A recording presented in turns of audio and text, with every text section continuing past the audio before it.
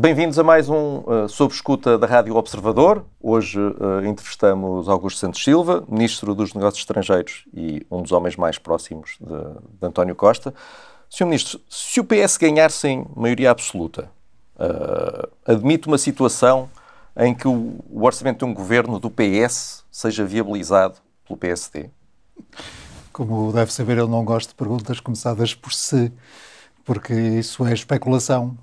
As eleições vão ser marcadas para dia 30 de janeiro, haverá uma campanha eleitoral, nós nem sequer ainda sabemos quem será o candidato do PSD, visto que o PSD vai eleger o seu líder no próximo sábado, e portanto é prematuro estar a responder a cenários que se colocarão de uma forma ou de outra consoante a votação das pessoas. Mas os eleitores têm que saber com o que contam, não é? Aliás, o próprio Primeiro-Ministro orgulha-se de ter avisado antes das eleições de 2015 que iria tentar um governo à esquerda. Não era bom os eleitores potenciais do PS também saberem com o que é que contam? Sim, e os eleitores sabem que a questão essencial que se coloca aqui é haver condições de governação, sabem qual é o programa do Partido Socialista, sabem qual é o posicionamento político do Partido Socialista, sabem que o que motivou este precalço foi o facto de o PS não ter abdicado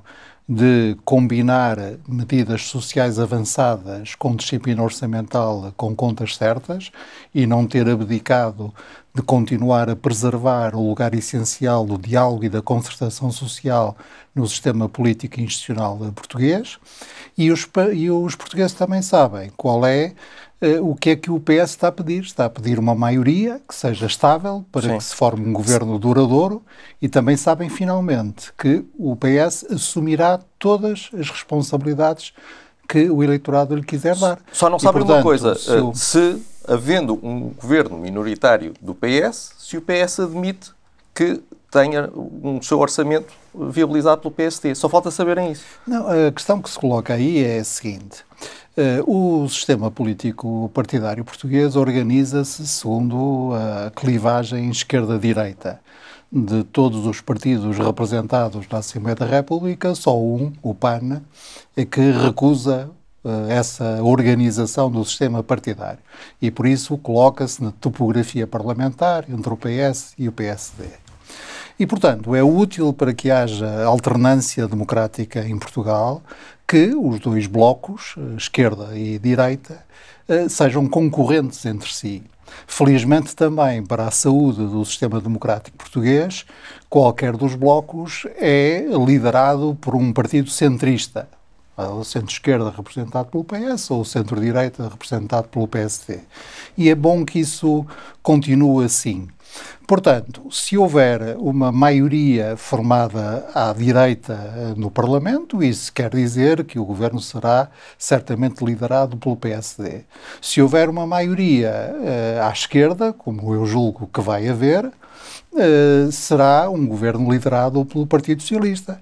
E, portanto, apurados esses resultados, os partidos políticos têm a obrigação de se conformar com eles e, por isso, formar-se-á um governo liderado pelo PS, se for o PS a vencer as eleições, e o PS encontrará certamente as condições de governação, incluindo de aprovação do Orçamento de Estado.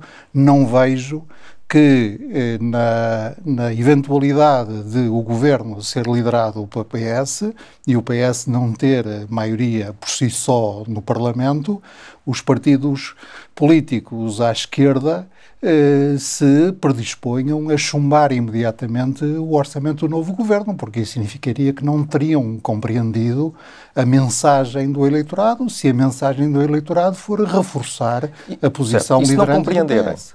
O ponto é esse. Se não compreenderem, preferem cair ou terem um orçamento que passe com o apoio do PSD? Não, o país não precisa de crises de governação sucessivas, nem de crises políticas sucessivas. Portanto, admite. O país já paga um preço. O país já paga um preço por esta crise política completamente fora de tempo e fora de qualquer razoabilidade. Portanto, do meu ponto de vista.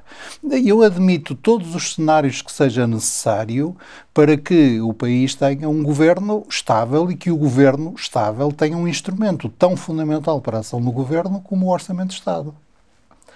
E o contrário, se o PSD se precisar Isso é mais especulativo. Não é, Rui Rio deu uma entrevista, ainda há poucos dias, em que disse que esperava que o PS estivesse aberto a fazer isso, caso fosse necessário. Sim, porque uma parte considerável da discussão interna ao PSD, na qual não me quero meter, quero apenas constatar uma coisa óbvia da posição externa que é minha, uma parte da discussão atual do PSD é sobre cenários especulativos. Mas isso é uma opção que o PSD faz. A nossa opção é outra. A nossa opção é apresentar-nos aos portugueses pedindo condições de governação para executar o nosso programa. E, portanto, se a maioria do Parlamento se formar à esquerda, certamente que não haverá um governo de direita. Mas, quer dizer, e, portanto, depende. Haverá um governo liderado pelo Partido Está Socialista. dependente do voto do Bloco e do PCP. É isso? Não estamos dependentes no sentido em que não estamos reféns. Queremos, evidentemente, reforçar a nossa posição e é assim que vamos a eleições. Não estaremos reféns, nem admitiremos chantagens, como, aliás, o nosso comportamento nesta crise que levou ao chumbo do Orçamento de Estado bem demonstra. Explique-me só uma coisa para eu perceber. Procurar condições de governabilidade, venham elas de onde vierem, não é? O PS, ao colocar-se nesta posição, não é muito diferente daquilo que fez em 2015, porque em 2015 nunca levantou essa possibilidade, tanto mais que depois nem sequer ganhou as eleições. Mas quando procurou uma maioria, nunca se pôs na posição de poder viabilizar um governo de direita. Porque é que hoje é diferente? Hoje há menos esse peso da Troika, por exemplo, e da direita mais aliada e colada à Troika? Nós devemos abordar as questões de governação tendo em conta os programas apresentados pelos diferentes partidos políticos. Em 2015 era inconcebível que houvesse qualquer possibilidade de o PS viabilizar um governo de direita quando, havia uma maioria de esquerda no Parlamento, 2, esse governo de direita era exatamente a continuação do governo que quis ir além da Troika, e 3, os próprios partidos à esquerda do PS diziam o PS pode formar governo com o nosso apoio. E, portanto, essa foi uma situação particular. Este PSD é diferente deste? Esta situação agora será... Mas este PSD é diferente do que existia em 2015? Não lhe sei dizer, porque nós não sabemos ainda qual é a liderança do PSD.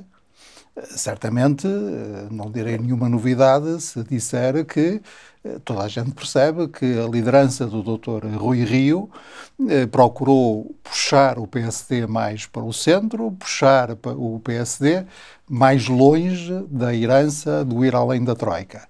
E toda a gente pode ver quem é que está com o Dr. Paulo Rangel. Mas o Dr. Rui Rio foi o líder do PSD nos últimos anos e o PS nunca o procurou para coisa nenhuma, a não ser para 2 acordos concretos, mas ultimamente não houve nenhuma procura nesse sentido. A senhora sabe que isso não é verdade, 1, e 2, sabe que também quando nós formamos um governo... É verdade que procuraram o PSD para acordos pontuais de governação importantes e que permitissem ao país ter um orçamento do Estado? Não foi isso. Para além dos 2 casos que referiu, e que eu, se me permite, verbalizarei, o acordo sobre a nossa proposta, a nossa linha de ação no que diz respeito aos fundos comunitários e o acordo relativamente à descentralização.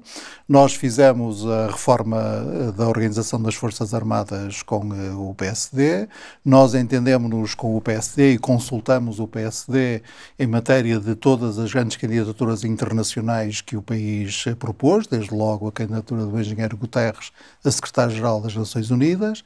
Nós entendemos-nos com o PSD na definição da nossa posição relativamente à cooperação reforçada na defesa no âmbito da União Europeia e em vários outros temas europeus. Bom, mas para a gestão corrente não há qualquer entendimento. E aprovamos com o PSD ainda na semana passada, medidas tão importantes como as de combate à corrupção, de aumento da transparência no exercício de cargos públicos, etc. E é bom que esses acordos se façam, porque são acordos importantes, porque dizem respeito quer à ação internacional do país, quer aos domínios típicos de soberania, quer em relação a políticas que beneficiam de uma estabilidade para além da alternância de governos. Agora, há outras áreas não menos importantes, aliás, ainda mais importantes do ponto de vista da política interna, em que, e bem, o PS e o PSD apresentam propostas que não só são diferentes, como são contraditórias na política orçamental, na política económica, na política educativa, na política de segurança social, na política de saúde. Mas ainda assim hoje o PSD é mais confiável do que o PSD de 2015, pelo que percebo das suas palavras. A Lei de Bases de Saúde foi aprovada à esquerda no Parlamento. O PSD esteve contra a reforma da Segurança Social aprovada pelos governos do Partido Socialista.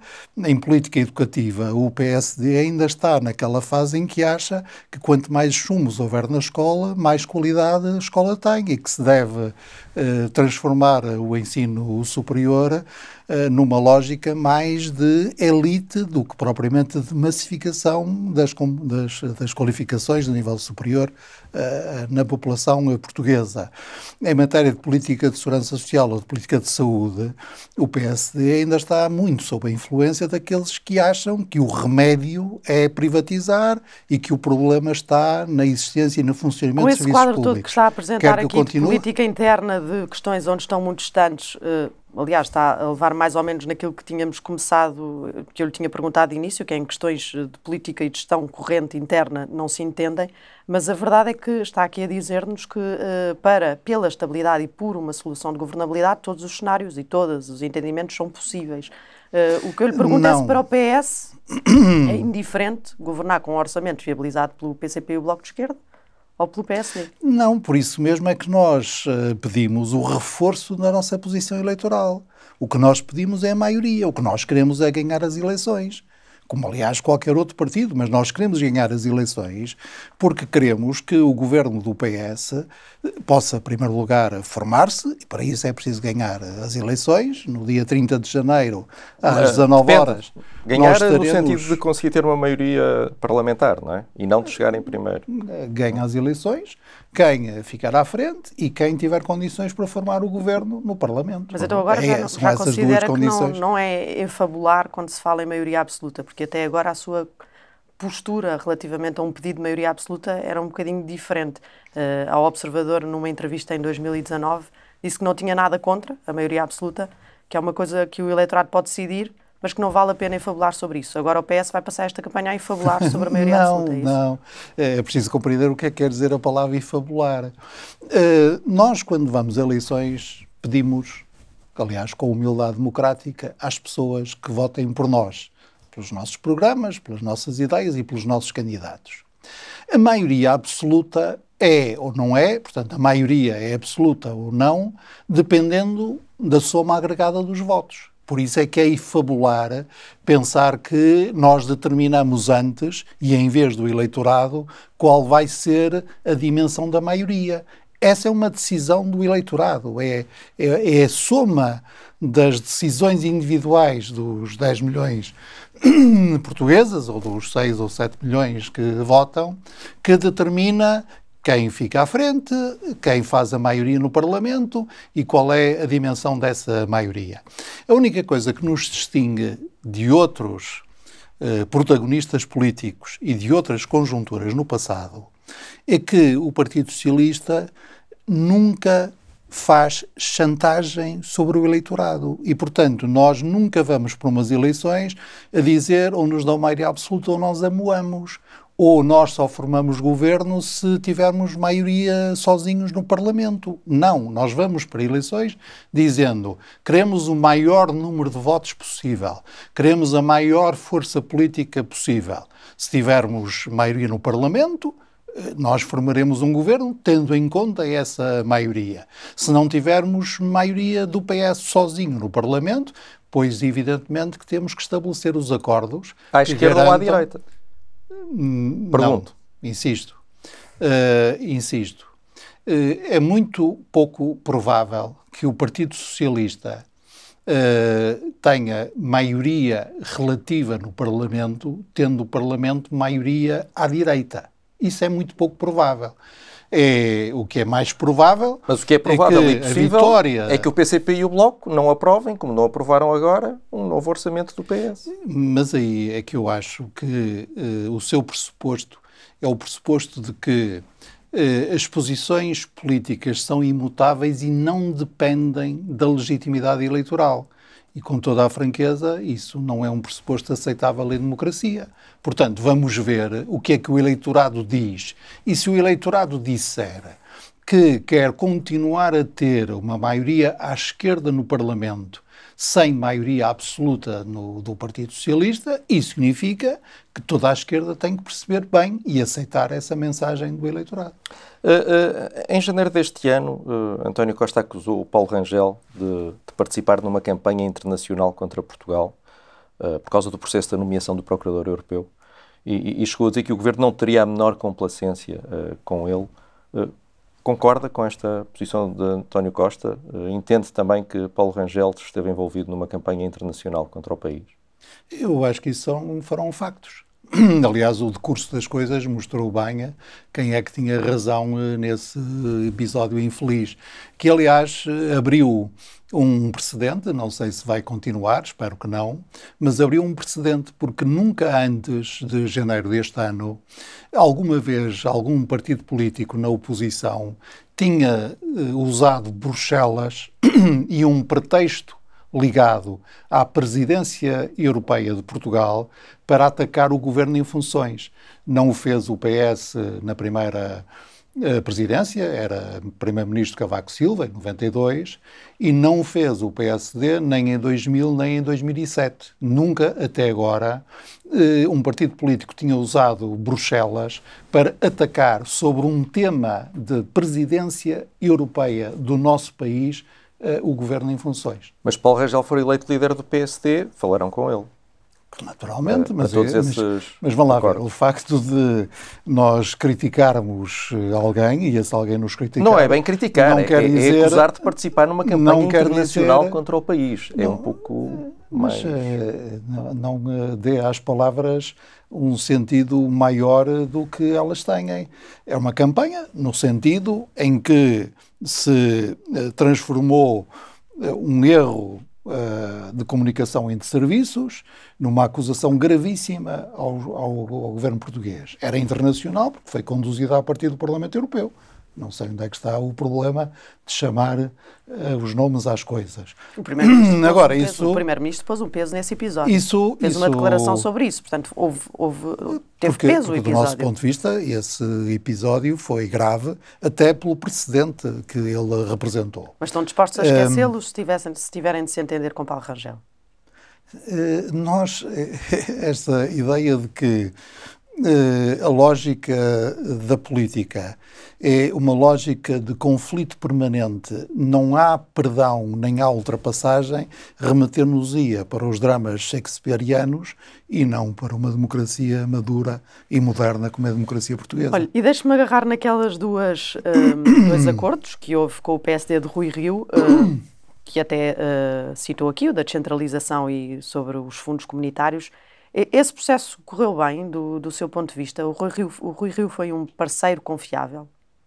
Sim, embora eu não queira acompanhar o implícito da sua pergunta e não me queira pronunciar sobre qual dos candidatos a líder do PSD eu pessoalmente prefiro, não sou militante do PSD, portanto, como já disse, nós respeitaremos o presidente eleito do PSD, porque um líder do PSD, qualquer que ele seja, tem sempre uma posição muito importante no sistema político da democracia portuguesa. É um facto que o Dr. Rui Rio negociou, e os seus negociadores negociou com boa fé os dois acordos, e o facto de nós termos conseguido esses acordos deu mais força quer à posição portuguesa na discussão europeia, estou-me a referir ao acordo sobre fundos, quer à estabilidade da política interna. Disse há dias. Repara, se posso dar um exemplo, e agora vou-me referir não ao Dr. Rui Rio, presidente do PSD, mas ao Dr. Passos Coelho, presidente do PSD.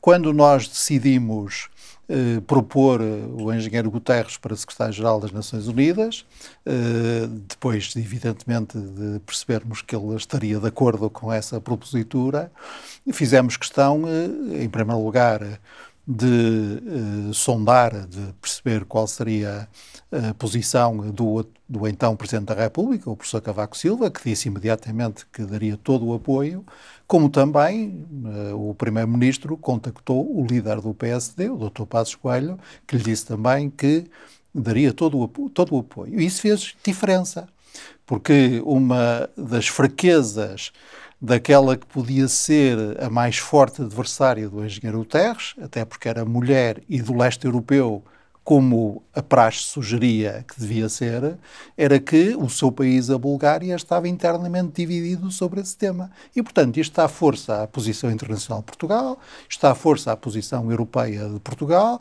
isto dá força a políticas internas que exigem este tempo para produzirem efeitos. Isto é normal que aconteça em democracia, mas isto em nada diminui aquilo que também é a força da democracia, que é haver propostas claras, diferentes, alternativas, suficientemente diferentes ainda sobre para as pessoas escolherem. Sabe que o nosso adversário no sentido democrático do termo bem entendido, mas o nosso adversário nestas eleições é o PSD. Não é nem o Bloco de Esquerda, nem o PCP. E o adversário do PSD é certamente o PS. Eu vejo com muito espanto que à esquerda do PS estejam a cometer um erro que me parece crasso, que é tomar o PS como se fosse o adversário, ou mesmo o adversário principal, mas o PS tem uma posição inteiramente clara sobre isto. Nós concorremos com o PSD. Essas são as duas alternativas possíveis. Um governo liderado pelo PS ou um governo liderado pelo PSD. O governo liderado pelo PS significa continuar este caminho, ultrapassando este percalço que agora aconteceu e dando mais força ao PS para que o caminho possa ser prolongado. Optar pelo PSD, na minha opinião... Passar por entre a pergunta para não falar concretamente estou a tentar dar substância às minhas respostas. Deixe-me só perguntar-lhe uma coisa ainda relativamente àqueles dois temas, grandes temas, em que houve o tal acordo.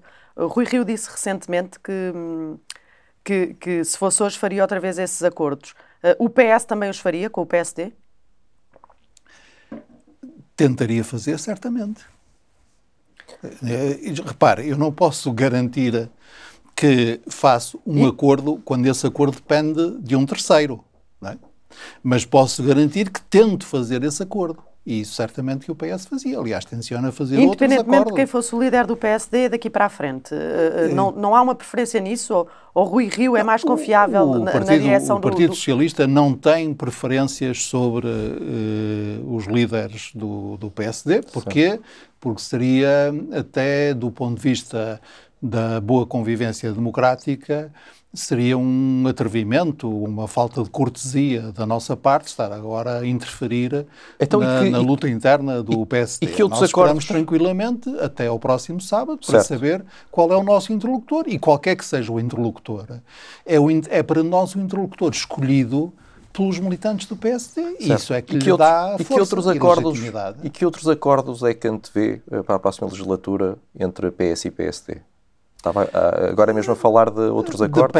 Depende dos resultados eleitorais. Nós podemos ter que ver com diferentes partidos políticos acordos que garantam a governabilidade do país. Se as coisas correrem da forma como eu desejo que corram, isso significará que o Partido Socialista terá uma maioria muito forte no Parlamento. O facto de ter maioria muito forte no Parlamento, mesmo que seja mais do que 115 deputados em 230, isso não significará que nós alguma vez dispensaremos o PSD quando se tratar de questões de política internacional, que deixaremos de consultar o PSD sempre quando se tratar de questões de defesa, quando se tratar de compromissos na NATO, quando se tratar de compromissos na União Europeia, que deixaremos de procurar o acordo do PSD quando se trata de grandes questões de regime, designadamente nas áreas da soberania. Agora, o que aconteceu em 2015 foi aí que o muro que havia à esquerda caiu e não é por nós que ele tornará a erguer-se. O que aconteceu em 2015 é que nós nos recusamos a pensar que esses acordos de regime, esses acordos sobre grandes políticas públicas deveriam deixar de lado o PCP e o Bloco de Esquerda. Presumo que não queira acordos com o PCP e com o Bloco de Esquerda em matérias da União Europeia, de defesa, que envolvam a NATO. Aí haverá ainda muro, não é?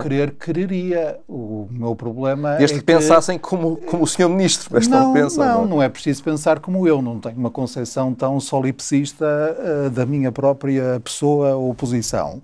Agora, como compreende, eu não posso ter acordos. O PS não pode ter acordos em matéria da União Europeia que passem por se propor abandonar a moeda comum. O PS não pode ter acordos em matéria da NATO que passem por pôr em causa a NATO. A NATO é mesmo o nosso sistema de defesa coletiva. Portanto, há áreas em que não haverá. É natural que os acordos se façam a um lado. Precisamente também por causa dessas dificuldades, em 2019, Francisco Assis pôs de parte poder ser candidato a deputado pelo PS e agora admite voltar. Gostava de o ver nas listas do PS nestas eleições. Sabe que eu não vejo essa necessidade dele voltar porque nunca o vi partir. Felizmente o Partido Socialista é um grande partido. Não o viu, mas ele anunciou que se ia afastar. Anunciou que se punha de parte durante este tempo por discordar da geringonça. O meu camarada e amigo Francisco Assis foi aliás, brilhante eurodeputado até 2019, é neste momento o Presidente do Conselho Económico e Social e, portanto, nunca o vi sair, não leu as entrevistas nunca o vi dele, partir para que agora pudesse ter de voltar. Deixa-me avançar aqui para a questão do PCP e do Bloco de Esquerda. Muitos dos pontos que levaram à ruptura agora recente do Orçamento do Estado para 2022 eram extra-orçamento. O Presidente da República tem razão quando diz que isso mostra que as divisões dentro da geringonça são muito mais profundas e estruturais do que esta mera questão orçamental. Na minha opinião, não foi isso que o Presidente disse. O que o Presidente disse é que, tendo havido o chumbo do orçamento e esse chumbo tendo sido determinado, como diria outro, sobredeterminado por questões que nem eram de natureza orçamental, era a situação política, era a solução política que estava em causa, e por isso havia que devolver a palavra ao eleitorado. E eu estou de acordo com essa leitura do Presidente. O que ele disse foi... Porquê? Porque, vamos lá ver... Na substância havia divergências maiores em áreas sociais relevantes no orçamento ou para além dele, não é? Exatamente. É o que eu Fala em divergências inultrapassáveis, é a expressão nesta solução política. Acha que é só nesta solução política? Sim, claro, e por isso é que é preciso devolver a palavra ao eleitorado e por isso é que o nosso pedido ao eleitorado é que nos dê uma maioria mais forte, que garanta um governo estável e uma solução política duradoura. E o simples facto de haver eleições criará uma nova solução política, com uma nova legitimidade política e, portanto, com novas responsabilidades políticas, quer para aqueles que sejam maioritários, quer para aqueles que sejam minoritários. Agora, portanto, tudo o que não foi possível até aqui, nesta fase final, será possível no novo quadro? Vamos ver. Redistribuídos os votos? Vamos ver. Eu já expliquei, mas não posso tornar a explicar qual é a posição do Partido Socialista. Não é preciso, até porque temos pouco tempo e gostava de passar para a frente. Agora, o que é preciso ter aqui em conta, até porque há essa narrativa de uma suposta ou alegada intransigência negocial do Governo, o que é preciso ter em conta é o que é que foram mesmo essas divergências que impediram que o orçamento fosse aprovado. O PS não podia, não pode e não poderá pagar como preço de um qualquer acordo a renúncia à lógica do diálogo social e da concertação social. Isso é, aliás, na democracia portuguesa, uma criação original do Dr. Mário Soares e faz parte do ADN do Partido Socialista. O PS não pode pagar, não podia, não pode, nem poderá pagar, como preço de um qualquer acordo, uma contrapartida que será criar condições tais às empresas portuguesas que o crescimento económico e, portanto, a criação do emprego deixasse de ser possível. E o PS não pode pagar como preço de um qualquer acordo pôr em risco a sustentabilidade da segurança social. E isso vamos ver se os eleitores confortam, subscrevem esta nossa leitura. E se subscreverem, isso evidentemente será uma mensagem que todos nós teremos que respeitar. Nesse quadro que se vai redesenhar e que temos estado aqui a falar nesta entrevista, há um dado, que é o tal do pedido da maioria absoluta, há um dado curioso relativamente a isso, que é o líder do PS disse, numa entrevista recente que deu, que claramente não é perigoso hoje o PS ter uma maioria absoluta. O que eu lhe queria perguntar, porque conhecerá os meandros dessa maioria absoluta como poucos, se calhar, neste governo conhecem, é se foi perigoso no governo liderado por José Sócrates em 2005, o único que teve maioria absoluta pelo Partido Socialista, se foi perigoso o PS ter maioria absoluta.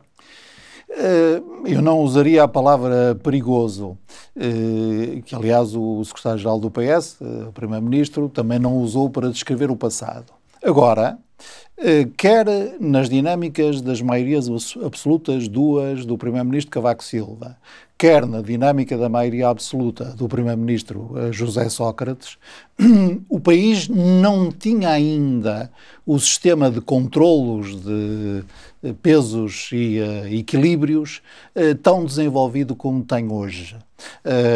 Nos tempos de Cavaco Silva, em parte desse percurso, por exemplo, a independência das televisões face ao governo não era tão clara e evidente como é hoje.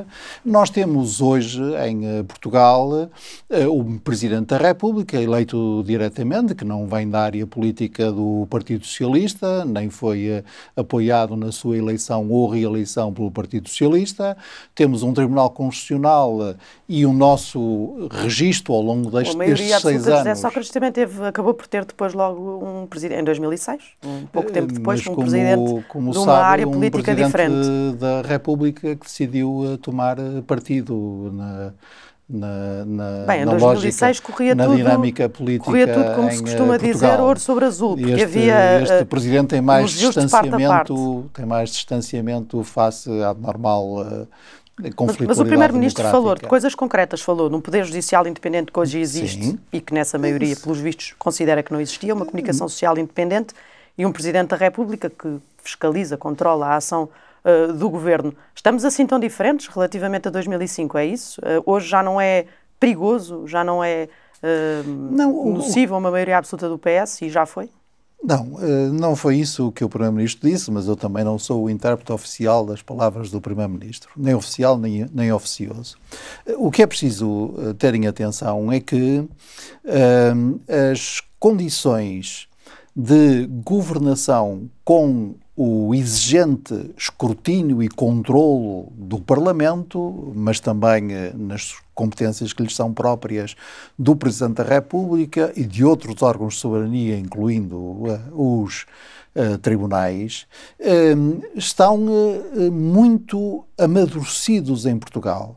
E, portanto, o facto de um governo ser monopartidário com maioria não representa por si só nenhum perigo para o funcionamento da democracia. Mas no tempo Pelo contrário, governos minoritários que beneficiam de apoios parlamentares ou até de uma complacência parlamentar assente em afinidades que não são estruturais, mas sim conjunturais, isso pode trazer mais prejuízo para a democracia. Desculpe, mas eu não estou a perceber. No tempo da maioria absoluta de José Sócrates, do governo de que o senhor fez parte, não havia esse amadurecimento das instituições democráticas? Sim. Sabe que quando eu digo que estou velho, isso significa que estou velho. Mas quando digo que estou mais velho, isso significa que continuo velho, mas ainda sou mais velho. Portanto, coisas que estavam amadurecidas em 1987, na primeira maioria de Cavaco Silva, ficaram mais amadurecidas em 2005, na primeira maioria de José Sócrates. E ainda estão mais amadurecidas agora.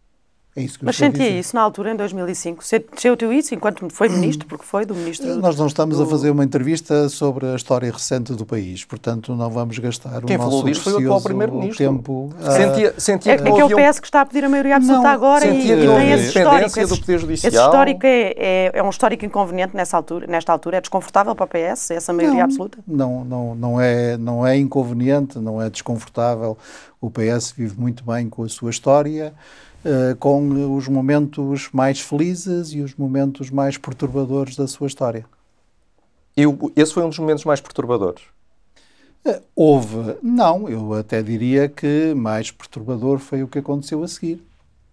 Foi mais perturbador do que ter um primeiro-ministro que hoje em dia é acusado? Está a ver porque é que está a dar razão? Não estou. Olhe para a formulação que disse.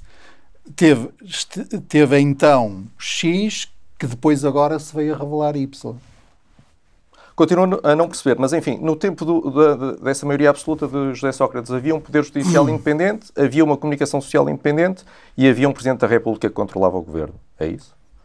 O Presidente da República não controla o governo, mas o Presidente da República tem competências próprias. Estou a citar o Primeiro-Ministro António Costa. Tem competências próprias que exerceu. Este Presidente da República com a enorme vantagem de se recusar a ser parte na disputa política que pertence aos partidos políticos a fazer.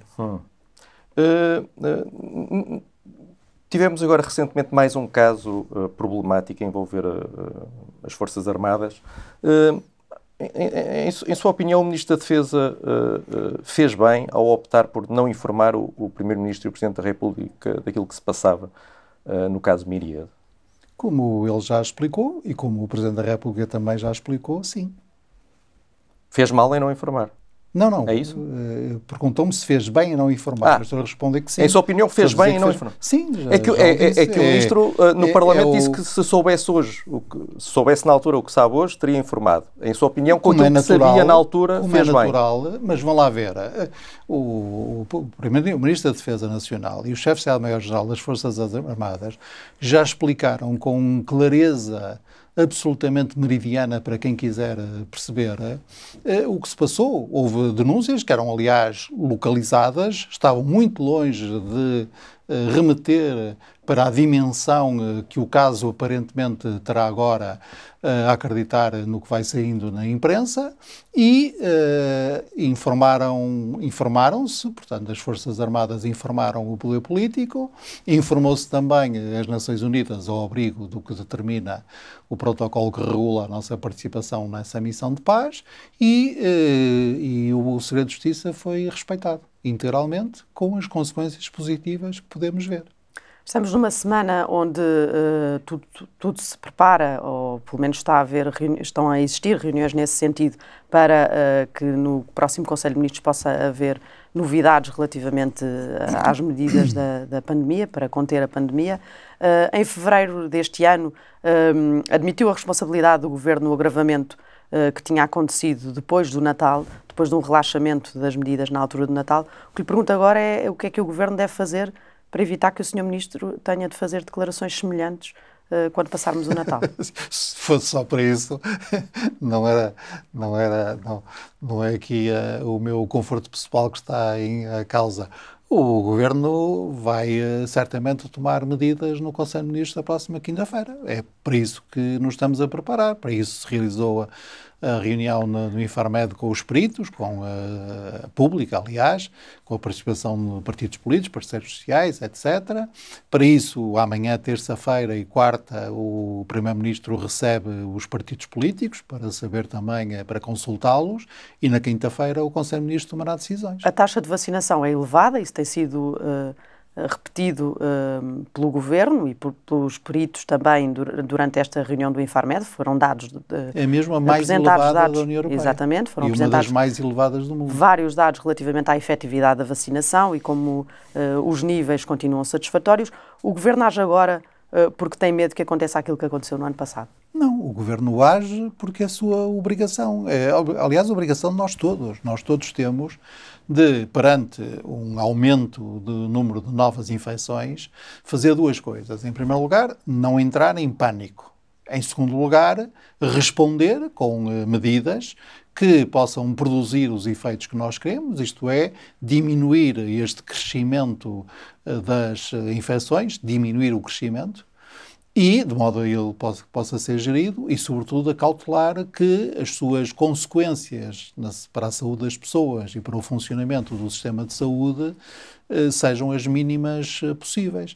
Por isso é que nós aceleramos a inoculação da terceira dose aos mais idosos e também aos profissionais de saúde. Segundo os dados de domingo passado da Direção-Geral de Saúde, já 750 mil pessoas em Portugal tiveram a terceira dose, que, portanto, reforça a sua proteção e procura responder àquilo que os cientistas nos sugerem, que é, ao fim de um certo tempo, o efeito protetor da vacina vai-se diminuindo. Uhum. E, portanto, nós hoje estamos a vacinar aqueles que se vacinaram com a segunda dose há mais de 6 meses e até decidimos encurtar, segundo o conselho das nossas autoridades de saúde, de 6 para 5 meses o intervalo entre doses. Mas o processo está atrasado, não é? Não. A própria Diretora-Geral da Saúde admitiu que sim. Não, repara, como a Sra. Diretora-Geral de Saúde explicou, havia, nessa lógica de respeitar 6 meses de intervalo, resultava que umas centenas de milhares de pessoas com mais de 65 anos só seriam vacinadas com a terceira dose depois do Natal. E a decisão política, fundamentada tecnicamente, que nós tomamos, foi de antecipar. E, portanto, o nosso objetivo é que todos os maiores de 65 anos sejam vacinados com a terceira dose até ao fim deste ano. Um agravamento nesta altura, com eleições antecipadas aí já no fim de janeiro, teria efeitos políticos imediatos? Isso é um assunto que preocupa o Partido Socialista nesta altura? São duas perguntas. Se preocupa, posso dizer em nome do Partido Socialista, julgo eu, de todo o Partido Socialista, não.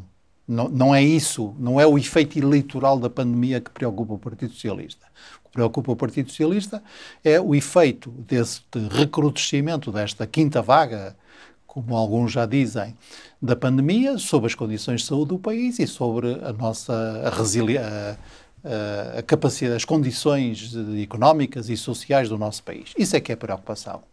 Quanto a ter ou não efeitos políticos, não sei responder, porque esses efeitos são muito complexos e é muito difícil, é uma das vantagens que as ciências sociais têm, é muito difícil isolar o efeito específico de uma variável em particular sobre uma situação, como são as situações políticas pré-eleitorais, em que múltiplas variáveis intervêm. Peço desculpa deste sociologuês, mas foi apenas para responder à pergunta. Por falar nessa deriva do sociologuês, o Sr. Ministro em julho deu uma entrevista ao Expresso em que disse que gostava de ser libertado até 2026 para poder, enfim, regressar de alguma forma. Não me sinto preso. Não, claro. Sabe que eu sou muito mais chão, sou do Porto.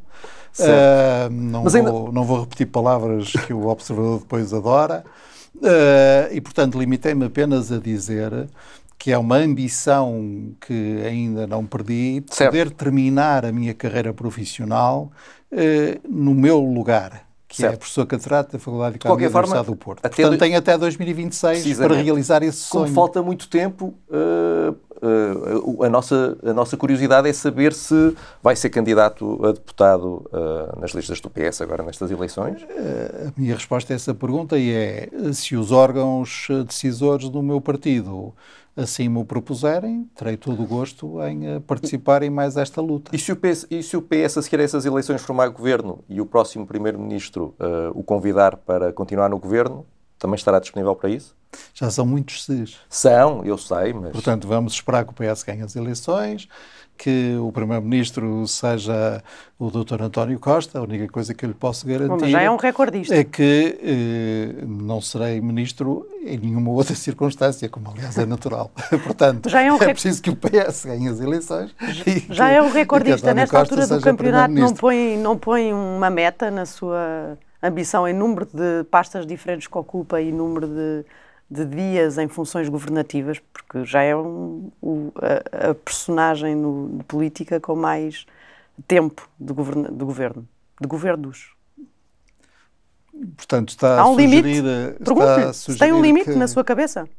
O meu limite é a vontade do eleitorado. É assim que mas o eleitorado não escolhe se é ministro ou não. A democracia, é assim que funciona.